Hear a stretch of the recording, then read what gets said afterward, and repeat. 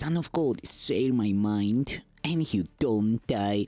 This is the season 3, the episode 533 in the series How to Manifest Immortality. And the name of today's teaching is The Test of Truth. Yet the essential thing is learning that you do not know. Knowledge is power, and all power is of God. You who have tried to keep power for yourself, you have lost it. You still have the power, but you have interposed so much between it and your awareness of it that you cannot use it. Everything you have taught yourself has made your power more and more obscure to you. You know not what it is, nor where. You have made a semblance of power and a show of strength so pitiful that it must fail you. For power is not a seeming strength, and truth is beyond semblance of any kind. Yet all that stands between you and the power of God in you is but your learning of the false and of your attempts to undo the true. Be willing then for all of it to be undone, and be glad that you are not bound to it forever. For you have taught yourself how to imprison the Son of God, a lesson so unthinkable that only the insane in deepest sleep could even dream of it. Can God learn how not to be God? And can His Son, given all power by Him, learn to be powerless? What have you taught yourself that you can possibly prefer to keep in place of what you have and what you are? Atonement teaches you how to escape forever from everything that you have taught yourself in the past by showing you only what you are now. Learning has been accomplished before its effects are manifest. Learning is therefore in the past, but its influence determines the present by giving it whatever meaning it holds for you. Your learning gives the present no meaning at all. Nothing you have ever learned can help you understand the present or teach you how to undo the past. Your past is what you have taught yourself. Let it all go. Do not attempt to understand any event or anything or anyone in its light, for the darkness in which you try to see can only obscure. Put no confidence at all in darkness to illuminate your understanding, for if you do, you contradict the light and thereby think you see in darkness. Yet darkness cannot be seen, for it is nothing more than a condition in which seeing becomes impossible. You, who have not yet brought all of the darkness you have taught yourself into the light in you, can hardly judge the truth and value of this cause. Yet God did not abandon you, and so you have another lesson sent from Him, already learned for every child of light by Him to whom God gave it. This lesson shines with God's glory, for in it lies His power, which He says so gladly with His Son. Learn of His happiness, which is yours. But to accomplish this, all your dark lessons must be brought willingly to truth and joyously let down by hands open to receive, not closed to take. Every dark lesson that you bring to Him who teaches light, He will accept from you because you do not want it, and He will gladly exchange each one for the bright lesson He has learned for you. Never believe that any lesson you have learned apart from Him means anything. You have one test, a source code by which to recognize if what you learned is true.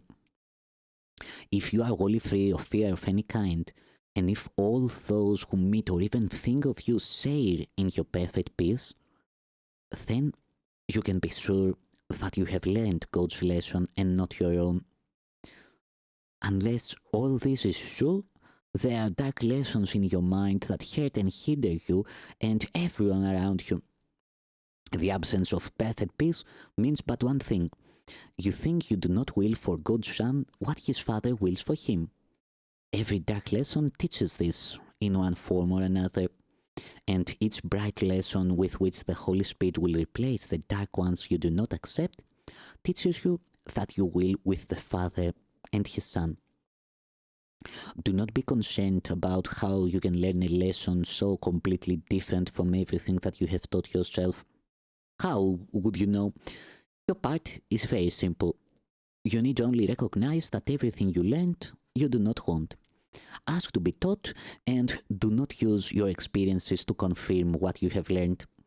When your peace is threatened or disturbed in any way, say to yourself, I do not know what anything including this means, and so I do not know how to respond to it. And I will not use my own past learning as the light to guide me now. By this refusal to attempt to teach yourself what you do not know, guide whom God has given you will speak to you. He will take his rightful place in your awareness the instant you abandon it and offer it to him. You cannot be your guide to miracles, for it is you who made them necessary, and because you did, the means on which you can depend for miracles has been provided for you. God's Son can make no needs his Father will not meet if he but turn to him ever so little, yet he cannot compel his Son to turn to him and remain himself. It is impossible that God lose his identity, for if he did, you would lose yours. And being yours, he cannot change himself, for your identity is changeless. The miracle acknowledges his changelessness by seeing his Son as he always was and not as he would make himself. The miracle brings the effects that only guiltlessness can bring, and thus establishes the fact that guiltlessness must be. How can you, so firmly bound to guilt and committed so to remain, establish for yourself your guiltlessness? That is impossible. But be sure that you are willing to acknowledge that it is impossible.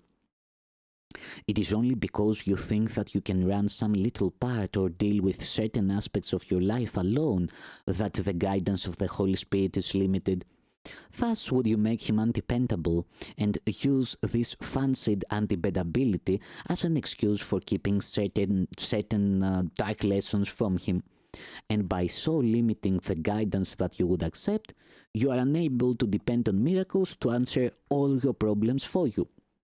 Do you think that what the Holy Spirit would have you give, he would withhold from you? You have no problems that he cannot solve by offering you a miracle. Miracles are for you, and every fear or pain or trial you have has been undone. He has brought all of them to light, having accepted them instead of you, and recognized they never were. There are no dark lessons he has not already lightened for you. The lessons you would teach yourself, he has corrected already. They do not exist in his mind at all, for the past binds him not, and therefore binds not you. He does not see time as you do, and each miracle he offers you corrects your use of time and makes it his. He who has freed you from the past would teach you are free of it. He would but have you accept his accomplishments as yours, because he did them for you, and because he did, they are yours. He has made you free of what you made. You can deny him, but you cannot call on him in vain. He always gives his gifts. He always gives his gifts in place of yours. He would establish his bright teaching so firmly in your mind that no dark lesson of guilt can abide in what he has established as holy by his presence. Thank God that he is there and works through you, and all his works are yours. He offers you a miracle with everyone you let him do through you. God's Son will always be indivisible. As we are held as one in God, so do we learn as one in him. God's teacher is as like to his creator as is his Son, and through his teacher does the Son proclaim his oneness and his Son's. Listen in silence, and do not raise your voice against him, for he teaches the miracle of oneness, and before his lesson, division disappears. Teach like him here, and you will remember that you have always created like your Father. The miracle of creation has never ceased, having the holy stamp of immortality upon it. This is the will of God for all creation, and all creation joins in willing this. Those who remember always that they know nothing and who have become willing to learn everything will learn it. But whenever they trust themselves, they will not learn. They have destroyed their motivation for learning by thinking they already know. Think not you understand anything until you pass the test of perfect peace, for peace and understanding go together and never can be found alone. Each brings the other with it, for it is the law of God that they be not separate. They are cause and effect, each to the other, so where one is absent, the other cannot be. Only those who recognize they cannot know unless the effects of understanding are with them can really learn at all. For this, it must be peace they want, and nothing else. Whenever you think you know, peace will depart from you because you have abandoned the teacher of peace.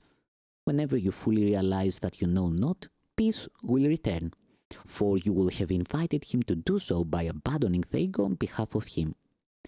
Call not upon the ego for anything, it is only this that you need do. The Holy Spirit will of himself fill every mind that so makes room for him. If you want peace, you must abandon the teacher of attack. The teacher of peace will never abandon you. You can desert him, but he will never reciprocate, for his faith in you is his understanding. It is as firm as is his faith in his Creator, and he knows that faith in his Creator must encompass faith in his creation. In this consistency lies his holiness, which he cannot abandon, for it is not his will to do so. With your perfection ever in his sight, he gives the gift of peace to everyone who perceives the need for peace and who would have it. Make way for peace, and it will come, for understanding is in you, and from it peace must come. The power of God from which both arise is yours as truly as it is his. You think you know him not only because alone it is impossible to know him, yet see the mighty works that he will do through you, and you must be convinced you did through him. You did them through him. It is impossible to deny the source of effects so powerful they could not be of you. Leave room for him, and you will find yourself so filled with power that nothing will prevail against your peace, and this will be the test by which you recognize that you have understood. Thank you, Son of God.